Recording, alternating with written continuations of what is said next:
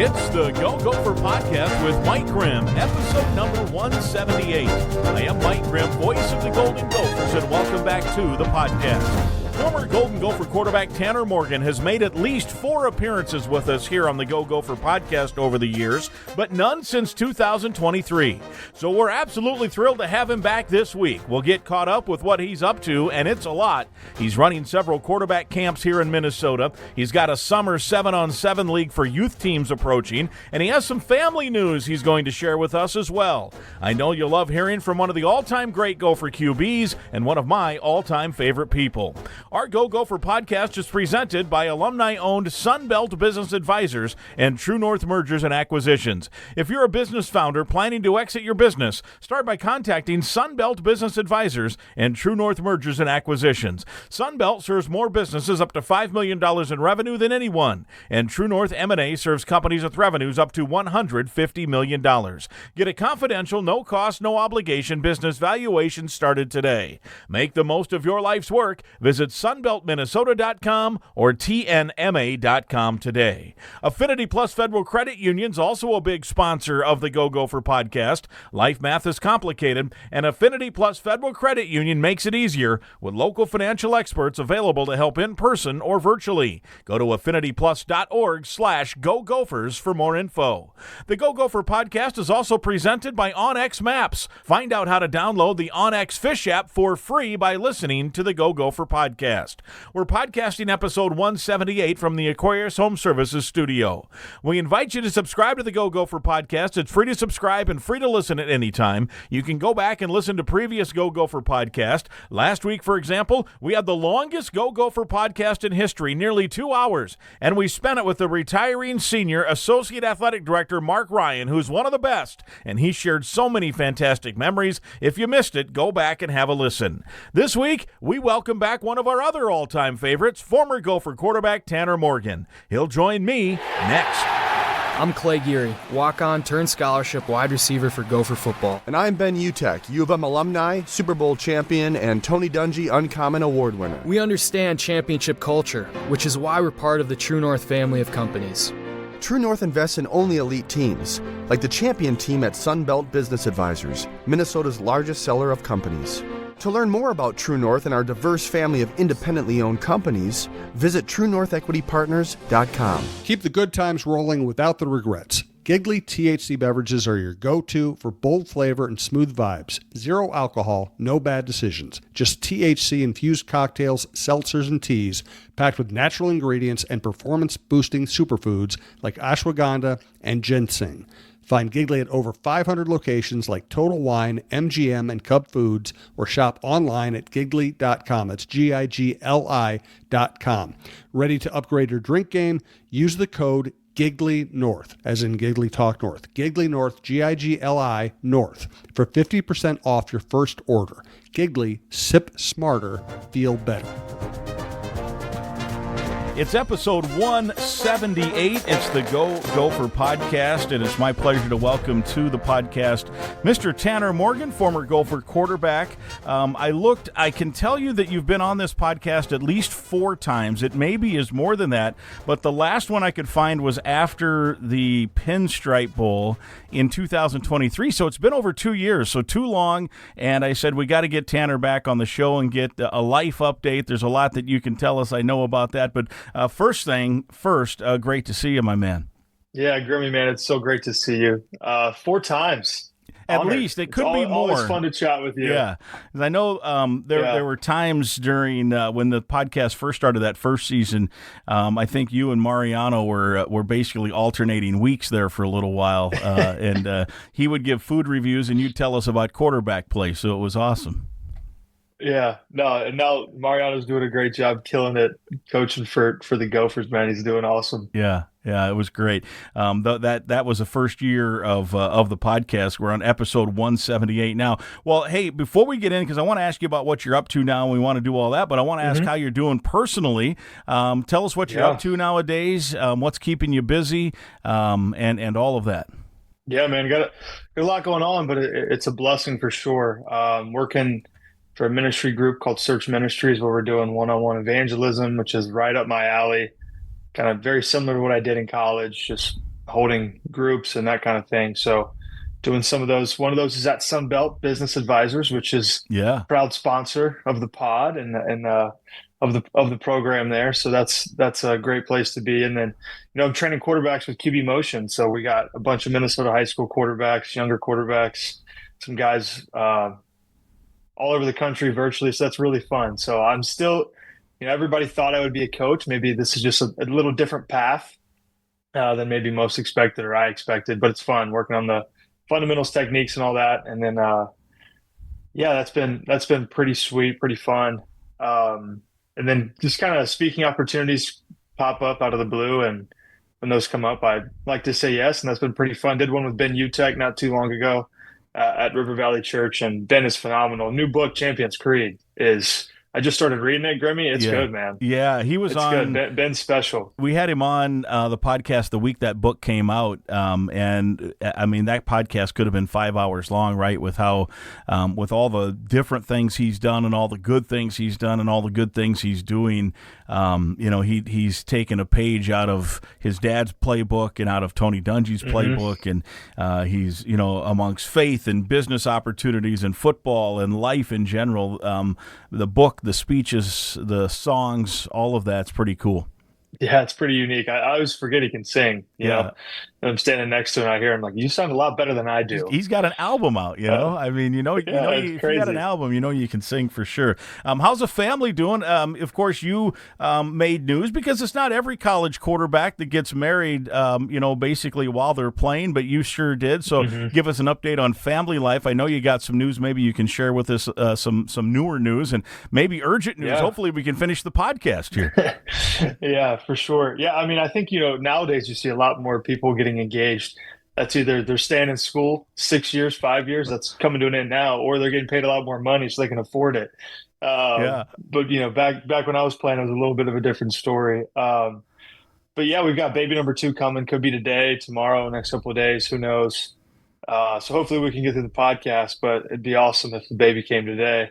Or July 4th baby would be pretty sweet. That'd be awesome. Share the birthday with the country of the U.S. Yeah. How about that? That'd be great. Yeah, exactly. I remember the story. We talked about it, and I actually looked it up again this morning because I was I was trying to remember exactly how it was or how you phrased it when you met Sarah, your wife, and I saw Andy Greeter's article again this morning because I thought that's what I remembered. You said, and it's now become a common term. I remember when you said it at the time, I was like, I'm not even sure what that means, but you slid into her DMs, and that's pretty cool. I mean, that's not uncommon now, I suppose, in terms of how people of your age have met their significant others. Yeah, social media is king, If you can use it to your advantage, take it. I got lucky. And now my wife isn't even on Instagram, so it's a good thing she was on it when I sent the message, right? So it worked out. Exactly. Yeah, that's pretty cool. That's pretty cool. So you have a daughter already. Do you know whether this new one will be a boy or a girl yet, or will this be a surprise at the birth? It's going to be a surprise at the birth. We're going to see. Yeah. So we originally, Grimmy, the first one, we were like, let's do that. And then I thought to Sarah, told her, I said, hey, babe, I don't know if I'm going to get drafted, if I'm even going to get picked up. I don't know where we're going to live. I don't know what we're going to do. It would be nice to know one thing if we're going to have a girl or a boy. And she was like, you know what? I agree. That would be nice, having something that we can hold on to. But this time we're going all the way through not knowing. Wow. So we'll see. They say the most athletic guys have girls. So if I have another girl, I'll just stick with that, right? I just must be still a good athlete, I guess. Yeah, no doubt. And there is no problem at all with being a girl dad for sure. And that's good. That said, there's got to be a little piece of you that wouldn't mind having a potential future quarterback there to help in the household, right? Oh, it'd definitely be fun. I mean, and Minnesota's got a perfect schedule where you can play football and you can golf in the spring. But I don't know that maybe that's just wishful thinking on my part. Well, good luck. Health is the main thing. So good luck with this process over the next, hopefully maybe later this afternoon. That'd be awesome for sure. But I was also thinking about this when I was looking this up, that you've been on this podcast 4 times. So believe it or not, I'll be starting my 20th year now with Gopher Radio. It'll be my 15th year this fall doing football, and 20th year in basketball play-by-play. And so I got thinking about this. You were a 4-year starter. I have to believe, I haven't kept track, of course, but I have to believe of all the Gopher athletes in my now what will be 20 years, you are the guy that I've probably interviewed the most. Not only because you were around for 4 years and 5 really when you get the extra year. Although I don't think I interviewed you when you were running the scout team. I knew of you, but I don't think I interviewed you probably that year. But then in the COVID year, we did a pregame interview every week, just like this, as we are on this podcast on Zoom. And so those start adding up pretty quick. So I think probably, I don't know, I don't think you get a plaque or anything for this, but I think you, Tanner Morgan, are probably the Gopher athlete in my time that I've interviewed through various settings, pregame shows, Zooms. We did that Gopher Talk segment for a number of years, and you were a multiple-time guest on that. And then you met with the press every week, too, as the quarterback for all those years. And so if you count those things in there, you're probably the guy that I've talked to the most of all Gopher athletes I've covered. How about that? Yeah, that's an honor, Grimmy. You've covered a lot of great athletes. Maybe I just stuck around long enough to earn that honor, right? They just couldn't get rid of me. But man, yeah, that's an honor. It's fun. It was always fun, looking back and being able to talk to you and Bernsey and Greeter and Daniel House and all the people who do such a great job covering Gopher athletics. You develop friendships. It's not necessarily a media relationship. And I look back on it, I'm like, oh, that was pretty special to be able to chat with you and like, hey, what can we do? What can we talk about that are going to get Gopher fans excited and engaged in what's coming up and where we're going as a program? Yeah, for sure. And the one thing I always knew this when I was talking to you, we'd get good substance. Like there'd be good. It wasn't just empty head. Just we're going to give stock answers. But I also knew at some point in every interview we were going to get a couple of PJ Fleckisms in there. That's probably why they trusted me to do all those interviews, exactly. Right? I was going to get a change your best. I was going to get a row the boat. I was going to get circumstances aren't going to dictate all those things. And I wonder now how much you still use that thinking that in essence the way you were raised as a football player, right? In now what you're doing. Yeah, a lot, honestly. Because you think about it, and it goes back to what Coach always talks about. It's a life program, right? And all those things apply to your life. Am I going to let the circumstance dictate my behavior today as a dad? When my toddler, I say stand up and she sits. Like, how can I? It's a lot different than can I convert on 3rd and 9 when I have, a smoke blitz. Can you convert on that? It's a lot different. The pressure's different, but I think, and I don't even see it in my language. Like I still use those things on a daily basis. And I was thinking recently, talking to a guy who does a lot of speaking opportunities. I'm like, man, I was lucky to, as a player, listen to like one of the top leadership guys probably in the country from Coach Fleck come in every day and share something with the team. Like how many, and I didn't get to finish all the math, like how many times did I hear, either whether that was leadership or just a public speaking thing in general or driving the vision forward to the team, how many times did I get to hear that from Coach Fleck? And a lot of that influences you and how you go as an individual. And now, whenever I speak, I think about that often. Like, man, those opportunities were crazy for me as a young player, and as I was molding myself and who I was becoming. And I think a lot of them kind of correlate with my faith as a believer of Jesus. Don't let the circumstance dictate your behavior. I have a joy found in Christ and Christ alone. I'm doing elite work, I will not come down, really, which is a story about Nehemiah. And Nehemiah is a biblical character who went to Jerusalem. And I was just reading in the book of Nehemiah not too long ago. But I think a lot of those things still come up on a daily basis. And I think that's one of the beauties of his coach's program is it really is not just about football. Winning is important, right?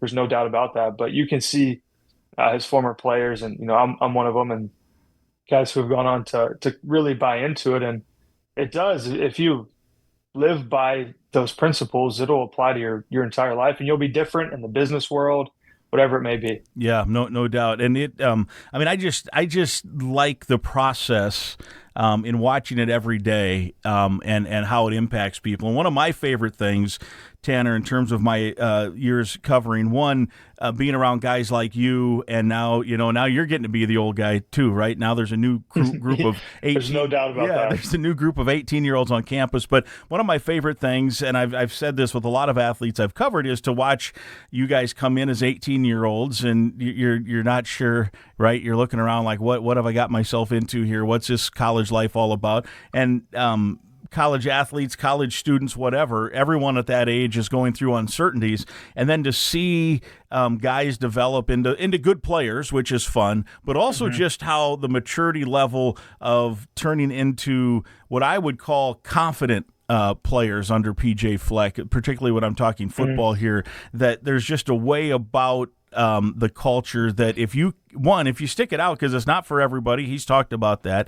If you make it through, there's so much you get out of it, including a lot of hard work and a lot of commitment to a lot of things that maybe other programs don't require their players. And so you get through 4 or 5 years of that, and that just changes you. But then you see guys, I like you, Tyler Nubin's a guy I use as an example all the time. He was very highly touted, came in, had an okay freshman year, right? Maybe a lot of people put expectations on him that weren't totally fair, and then as a sophomore had a much better year. And then I remember watching opening fall camp his junior year, and before there was even a play run, I'm just watching him walk to the huddle and leading and pointing things out, and I'm like, that's a different guy. I mean, he's he has taken that step. And you had the same thing, right? There was a point at which I think you went through the year with as the scout team quarterback, then you had the quarterback battle, then you win the job, and then you get the touchdown against Indiana, and the next thing you know,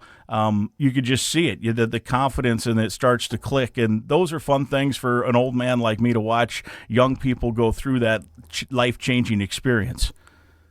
Yeah, it's pretty special. I mean, you think about, Coach talks about confidence comes from preparation, and that's one thing that they do such a good job of, and the program does, is preparing you for those moments and preparing you for life moments as well, but also for when it's your time and it's your opportunity, how are you going to take advantage of it? And you can see that. I mean, even Tyler Nubin, that's how he plays in the NFL. Yeah. I mean, it's no secret, right? Antoine Winfield Jr., you could see it, the way that they walked was just a little different. Tyler Johnson, Rashad Bateman, all those guys who are still going on to have fantastic careers in the NFL, they walked differently and had a different confidence. It wasn't an arrogance, but it was a confidence like, I believe in my abilities, and I know that other people do as well. And I think it's, like you said, you get a front row seat at that the normal fan doesn't get an opportunity to see. And that's kind of a curtain behind collegiate athletics, when you can tell when things have changed and a person's believes in themselves as much as a coach does. And I think that's one of those moments where the light bulb just clicks, and things usually seem to kind of take off for athletes after that moment. Yeah, no doubt. And even if people that have been around PJ's practices, I mean, he's coaching that. Like, there's been times you see a receiver catch a ball, and he kind of gets up and PJ will literally just say, stick your chest out, stick your chest out, strong chest, strong walk. I mean, just the body language is important. And I think after a while, it just becomes second nature, and you have that confidence level of, okay, this is how we respond, right? Yeah, and when you do those things that he talks about, when you have positive body language, when you enunciate your words as a quarterback, and you over-communicate under assume, and you have loud volume, you naturally tend to just become more confident, because those things give you confidence. Yeah. Maybe your mind's telling you one thing, but if you carry a great body language, you carry elite body language, you have a proper enunciation, your volume carries and it reflects. It's really hard to actually not be confident when you do those things. And so it's crazy that he pours into that from the day when you step on campus. Like, how important your body language is. If you have poor body language in a lift, it's going to be called out. And what it actually does is it makes you more confident in those around you, but also yourself. Because when you do those things, it gives you confidence in your own ability. Yeah, and then you just handle it, and you move on. All right, I want to ask you about, you mentioned QB Motion. Tell me about what that is. That's your. I mean, do you own that company, or take me through what your relationship is with that company? Yeah. You mentioned quarterbacks from all over Minnesota and the Midwest are coming to get trained by you in a specific way. Yeah. Yeah. So if you kind of go way back in the memory bank in 2019, when we had, obviously a great year at the U there. And I kind of changed the way I was throwing the football to become more of a rotary, rotational mechanic thrower. And the guy that I was training with was Rob Williams, based out of BC, Canada. And it was really changing my game. I became more confident under Kirk Soraka and Coach Fleck, but also mechanically I was playing at a different level. And I trained with him for the rest of my career athletically. And when I hung up did the analyst thing at the U, decided I don't want to live that lifestyle, at least for now.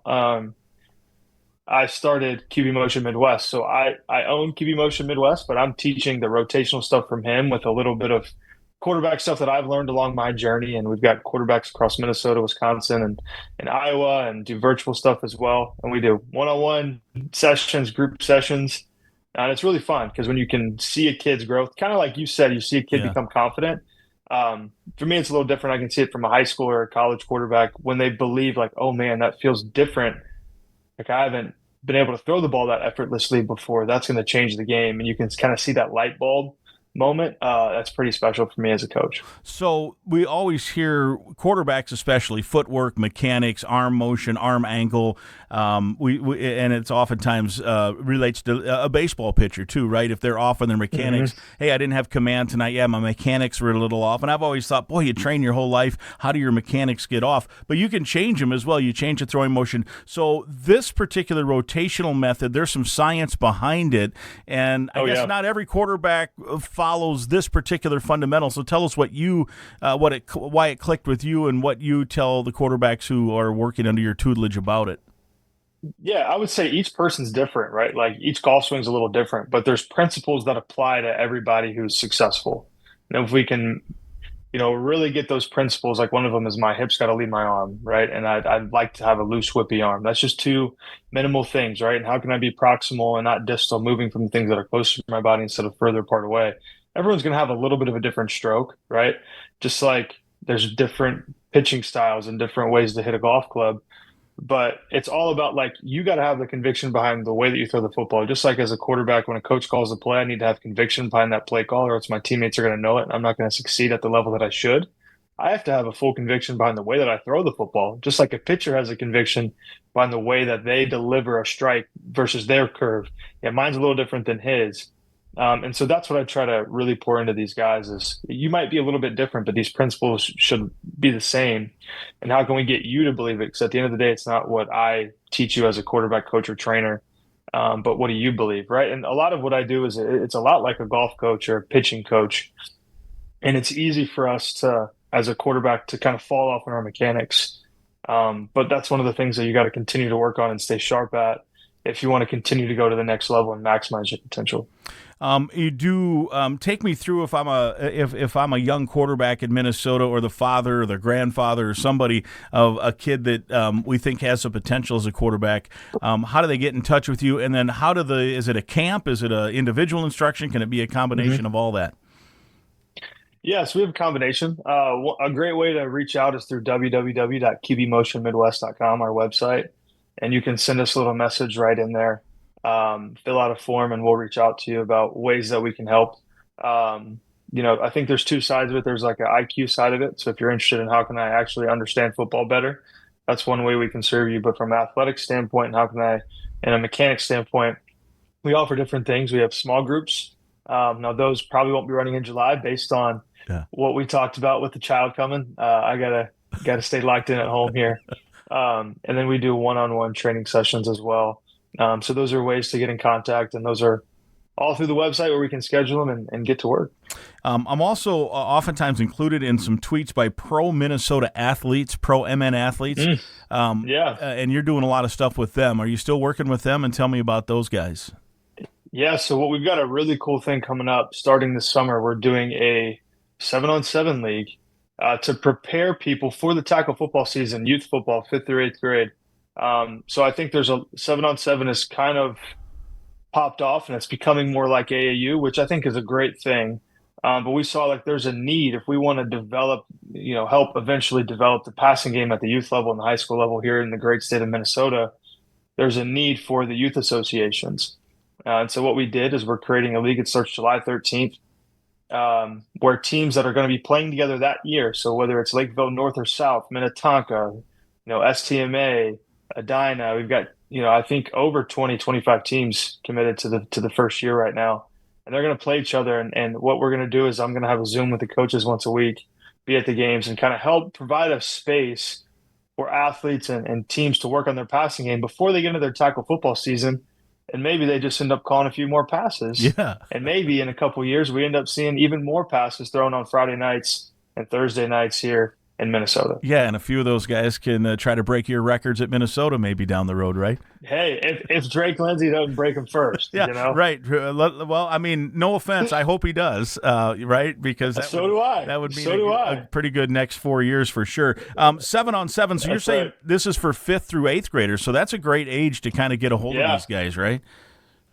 Yeah, 5th through 8th graders for 7-on-7. So 7-on-7 is just, it's something that happens at every practice where you're just working on the passing game. It's not like flag where you're moving around, but you're literally working on the passing game, your install stuff that you're going to work, and understanding from a quarterback perspective what's open, what's not, from a receiver perspective, how do I get open, what is open space, and defensively, how can I stop the pass, how can I learn how to play zone coverage instead of just having to play man, right, which is going to help defenses as well. And so we're really excited for that coming up this summer. I know you mentioned that everyone has their own technique, their own skill set, their own mindset, their own mentality. Are there some general things, though, that you see from, say, a 5th, 6th, 7th, 8th grade quarterback that are concerns or things that that almost all those kids need to address from a skill set standpoint? Yeah, I think that's a great point. I think one thing that happens a lot of times is at that age you create poor mechanics because your body's not fully, developed. So a lot of kids will start leaning all the way out, pulling their shoulder all the way down. And that's just a habit that you're going to have to break later on. It might work right now, but later down the road, it's not gonna help. Another thing is a super long arm, right? Think of the Tim Tebow delivery at Florida and how that was for him in the draft process. I think those are two main things I see. But ultimately, I think at that level, like, you got to have fun. And it's evident when a kid loves football. And you can certainly develop a love later in life for the game of football. We can see that. But it's pretty evident when you're around kids who really love the game. And I think that's going to carry you on to high school and beyond, because that's going to be there when you don't feel like doing the extra reps or having those extra opportunities. When you love the game at that age, it's pretty evident. And do you get a little special kick out of it when you see a 6th grader or something and you're like, man, this kid loves football and he gets it, and that's a kid we got to keep an eye on? Yeah, I think it's fun, especially at that age. I think in high school it's cool. And one thing too is like you want kids to be able to actually watch football. Like, are you a football fan? Like, do you know who's the quarterback for the Gophers? I'll ask that question. Oh, I think it's Drake Lindsay this year. Yeah. Right? Or tell me about him. Where's he from? Like, when you can get the kids that know the game and they're fans of football, like, that's pretty sweet. And honestly, the video game NCAA is going to help with that even more, of people playing, as Drake Lindsay, going down, driving the field, handing it off to Darius Taylor or Coy Parrish. It's pretty special when you see kids really just love the game and then have a space, to practice that and to see that kind of grow is unique. Let me get a quick commercial in here. We're with Tanner Morgan. It's episode 178. We want to thank one of our main sponsors, Affinity Plus. They're your local credit union, proudly serving Minnesota since 1930. If you're a current Gopher student or a proud Gopher alum, that makes you eligible to join this financial that wants to build a meaningful banking relationship and put you first. You can meet with a local employee at any of their branches statewide, including one right near campus on University in Minneapolis. You can learn more and find other ways to connect as well at their webpage. It's affinityplus.com. affinityplus.org/Go Gophers, affinityplus.org/Go Gophers. Affinity Plus Federal Credit Union, federally insured by NCUA, people-centered banking, perfect for Gophers. You mentioned the year you did first of all, you got a shot in the Steelers camp coming off your Gopher career. Yeah. What was that experience like, and how close do you think you were to securing a spot somehow on that team? Yeah, I think, when I originally signed, I was signed as the third quarterback. Mason Rudolph wasn't coming back, and then he later decided to sign with the Steelers, and my chances with the Steelers were pretty low. But the coaches there, I found favor with them. I think Coach Tomlin liked me, just the way that I approached the game, and took a lot of mental reps. And that's truthfully the only reason I got reps in practice, was because I was in the back doing what I did in college. Well, I would have thrown there. I would have thrown there. And that's why he gave me an opportunity. In practice, I played really well, but opportunities are short. In the first preseason game I didn't play so great. And that was I knew that was going to limit my opportunities. After that. And then, I was with the Vikings for a very short stint as well. But yeah, it was one of those things that, you got to maximize the opportunities you get, especially when you're an undrafted guy. And I didn't do that in the preseason, and that limited my opportunities outside of it. Now, I could have went and played in the UFL or kept doing tryouts, but, my personal thing is, I had a ton of concussions in college. I went through the process, and they found something in my neck, which was not super alarming, but okay, I'm going to keep an eye open for that. What is that? And so for me, when it was, do you want to go play in the UFL or CFL? I was like, no, I want to do this coaching thing. I want to see if this is really what I'm meant to do. I had a great career. I had a lot of fun. I got to live out childhood dreams.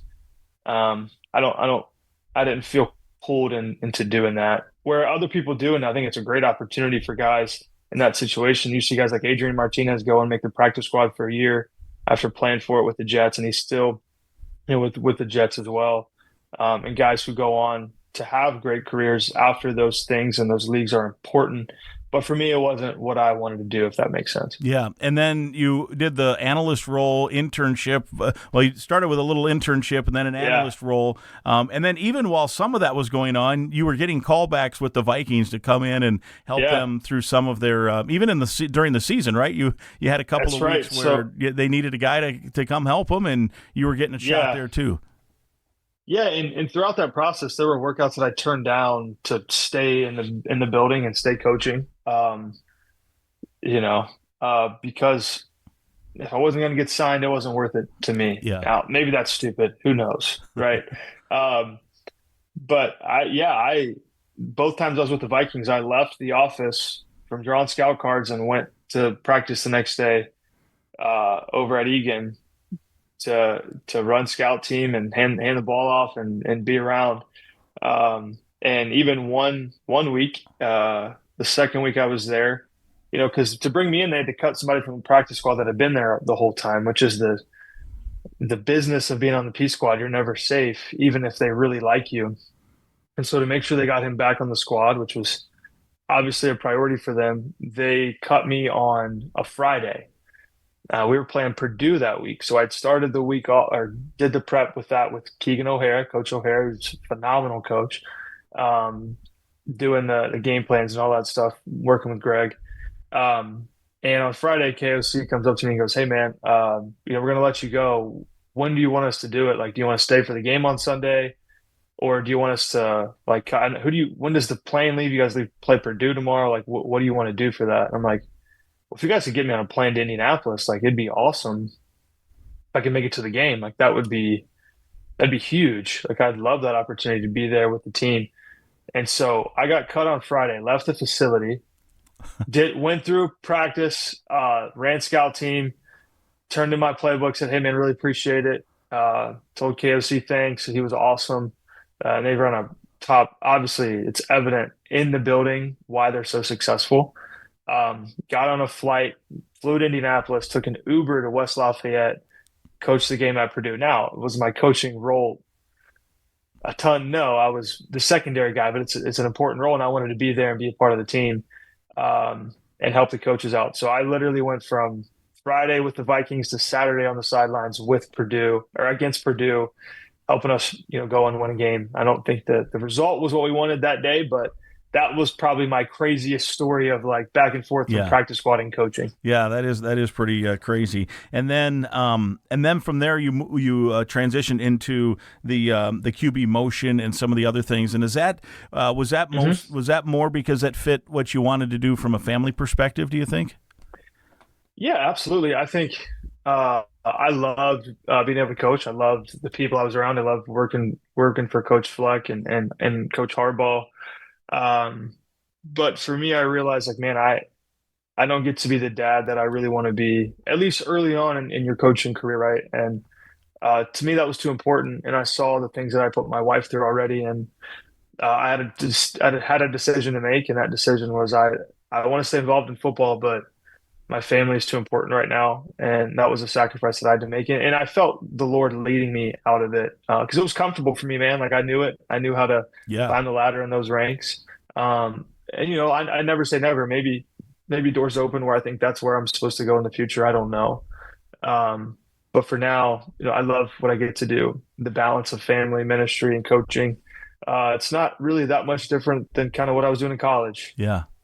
Just instead of playing, I'm coaching and training. So it's pretty unique. Yeah, I think it's awesome. And you've got some teammates who are trying to climb those ranks. Winston now is in the NFL. Yes. You've got, Awesome. We mentioned Mariano's with the Gophers. Muhammad now is coaching running backs in, was it Kent State, I believe. And so there's a few of those guys certainly doing it. One more sponsor mention here, and then I want to ask you about a couple of games you played in, and then we'll let you get back onto Baby Watch here. Onyx Fish, summer is here, and that means it's time to get on the water, get on the boat, and let the Onyx Fish app help you find the next best bite. The Fish app offers the most comprehensive fishing tool for increasing your success. Use the Fish app to find new places to fish. You can sort by lakes, by species, abundance, trophy, and keeper potential. Onyx Fish also shows you hotspots, lake-by-lake regulations, private and public land ownership info, and more. You can download Onyx Fish at the App Store, or you can go to onyxmaps.com/fish to get more information about the app that is changing the game on water, and you can try it for free for 7 days. And so we invite you to do that. Do you still fish? You fish on occasion, right? I do, yeah. I'm getting more into golfing these Golfing days. now, But I love to fish. Yeah, you got Lake Minnetonka. You got to take advantage of it, Yeah, right? no doubt about it. All right, I know you're on a tight schedule here, but let me run through a couple of memories. First of all, do you have a favorite memory or two of your time with Minnesota? Let me ask it that way, and then I'll ask you about a couple of games that stand out to me. Yeah, I think in general, the people are important, but I think the two that pop to my head, the number one would be Penn State. I think that's probably what I'm most remembered for. Yeah. In my career at the U, and I think secondly would be when we beat Wisconsin in 21, and just a moment with Coach Fleck after the game, because I didn't know if I was going to come back for a 6th year. I didn't know, and kind of looking out there, I was like, if they want me to come back, I'm gonna come back.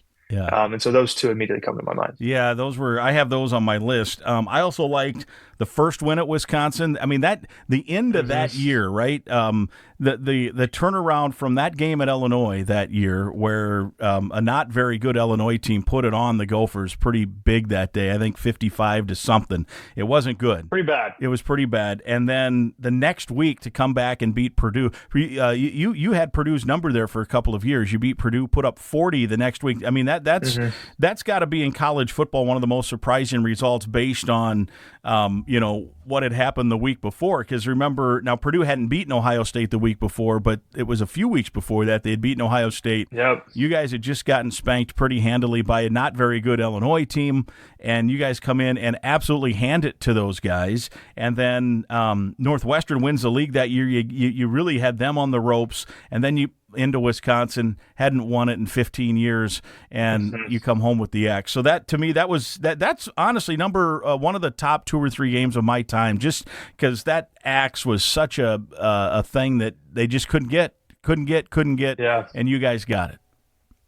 Yeah, I think that year kind of really it catapulted things forward, I guess, in my time at the U.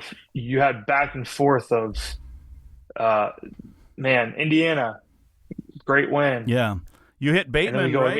You hit Bateman on the long touchdown? Game-winning touchdown, which we were up, I think by 3 scores going into the fourth quarter, and they brought it close, and we were able to put a pin in that with Rashad doing a double move and he was literally wide open.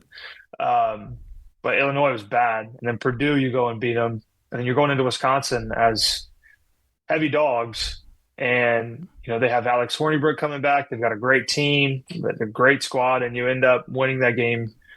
And I think winning the Axe for the first time in 15 years kind of set of like, hey, we can beat these guys, and we belong in these games. Yeah, and then Mo has the big game against Georgia Tech. Fa'alele pancakes a dude downfield. And you're right, the rest is set for 2019. I think of the Auburn game, too, and I don't know, it probably wasn't the same play, but it reminded me the Bateman touchdown against Indiana, your touchdown that basically put the game away to Tyler Johnson coming right out of a change of possession.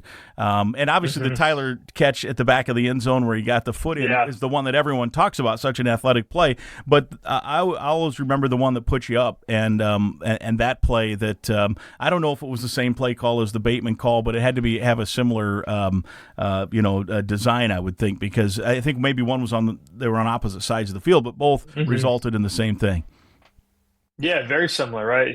I think Simon called that play of let's take a shot to the slot and get to the middle of the field, basically, and that's what Tyler did and Rashad did, and those 2 play calls there. And yeah, that was a great game. I think there's a lot of people too that I talk about that would say, yeah, I was at that game, and it was pretty unique to see that many Gopher fans. Now, if you give a Minnesota fan and a Minnesotan a reason to go to Florida in late December, January, when their kids are off school, they're going to take it. But that's one thing I was shocked, truthfully, at that game of like, man, there are a lot of people from Minnesota here. This is pretty unique.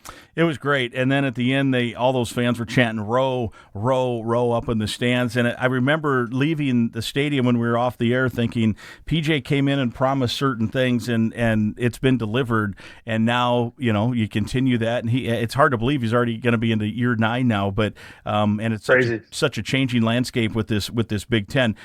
Purdue 2019, back to the 2019 season. I'll lay this out this way. This is the way I perceived it a little bit. Was early in the season, the Gophers were a pretty run-heavy team. And it looked to me like Purdue said, look, we're going to make this guy Tanner Morgan beat us. Like we're going to stack the box. We're not going to let Rodney Smith and Ibrahim and Shannon Brooks and these guys run all over us. So if Tanner Morgan beats us, good luck. And then you went, I forget, it was like 25 of 27 for 300 and something and Big Ten Player of the Week. And you beat them. You did it. They said, go ahead, Mr. Morgan. And you said, I'll take advantage. And the next thing you know, you're putting a big number on them. Yeah, no, it was fun. And, I'd been recruited by the coach there in high school. And yeah, there's some things like you want to prove to those people that you belong, but more so prove to yourself and your teammates. Right. But yeah, it was one of those things that like, hey, if they're going to make us beat them through the air, let's go and do it. And when you had great receivers like Tyler and Rashad and Chris and Demetrius that year, they were open a lot. Yeah. And my job was like a point guard, just facilitate and get it to them.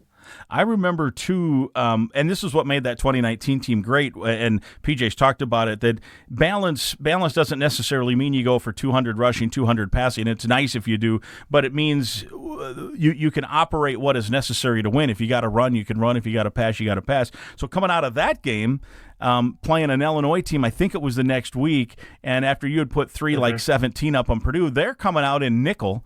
And I think Rodney Smith then ends up with like 200 yards, and I forget who else. Was it Shannon on that team? I can't remember now. Had 100. There were like maybe two guys had 100 yards, and a third guy had like 70 yards, and I think it was almost 400 rushing yards. And so that really told the tale of that team.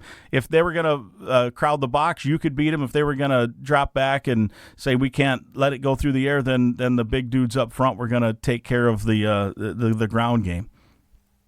Yeah, right, and that it's such a true statement by coach of balance, right? Doing what you need to do to win the football game, and that's where it takes all 11 offensively to make it happen. But yeah, and we had a deep roster, a deep deep team offensively that year that could do that. Yeah. Another one, and this was the last time we had you on the podcast, at least the last time that I could find. I know Guardsy had you on his podcast last fall to talk about that season, but it was a Pinstripe Bowl.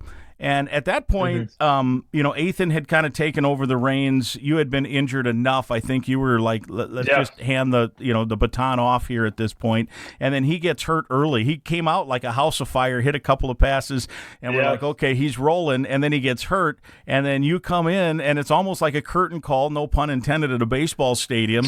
I remember the day before practice, you're wearing your number 2. They gave everybody Yankees or Yankee lookalike jerseys. And so you're number 2, which means you're like Derek Jeter out there on the practice field, and you played like him then the next day. What was that memory like, and how often do you think about that day just to get the opportunity when it looked like you were probably, it had been over, and now you get the chance, and then not only do you play well, and you find Daniel Jackson a couple of times, and you guys win the game at Yankee Stadium.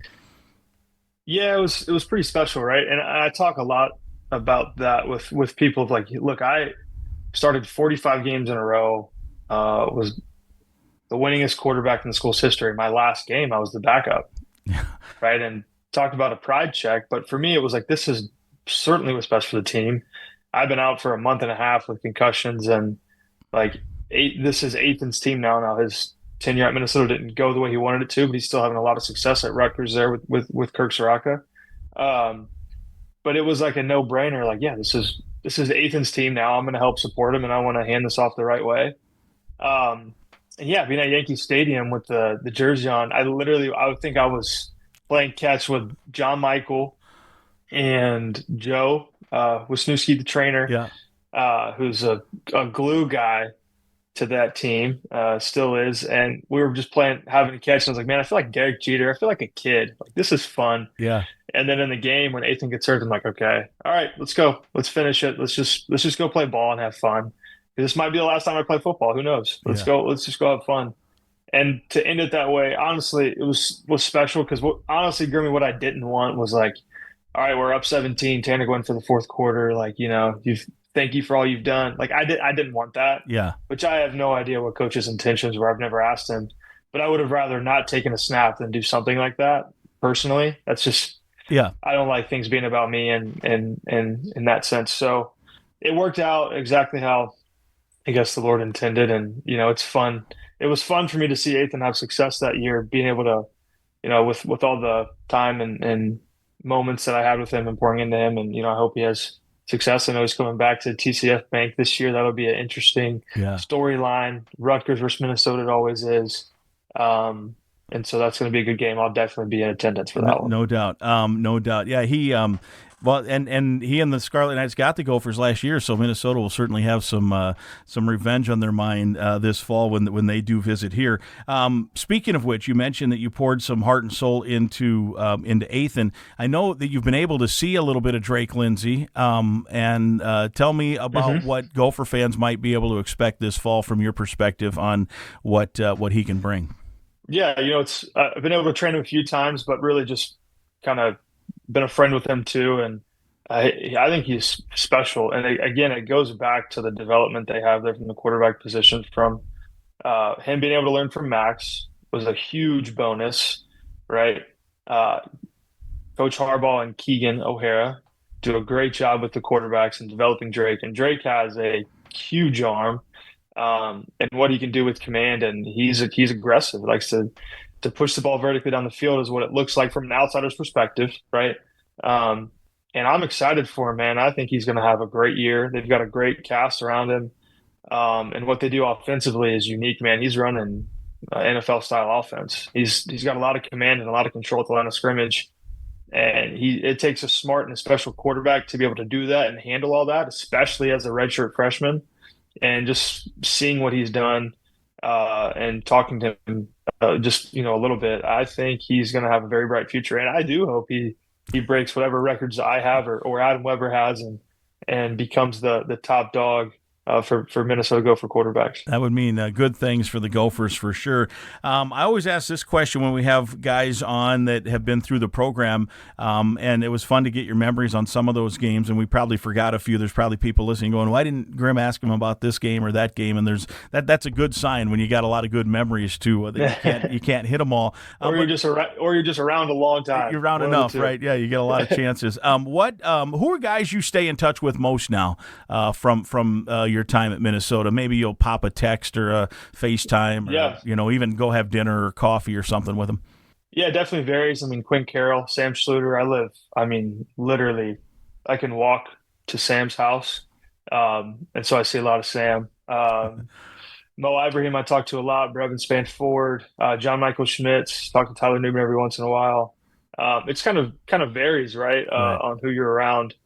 But it's one of those cool things of like Brevin just texted me when we were on the FaceTime here. Him and Tyler Johnson are actually working out together right now at Game Face training in St. Louis Park. I saw a tweet getting ready for their upcoming seasons. Yeah. So, and I think Boyes and Big O are training there right now, and they're all together. So I'm gonna have to pop in and say hi to them. Now, I will not be working out with them. I can't hang like that anymore.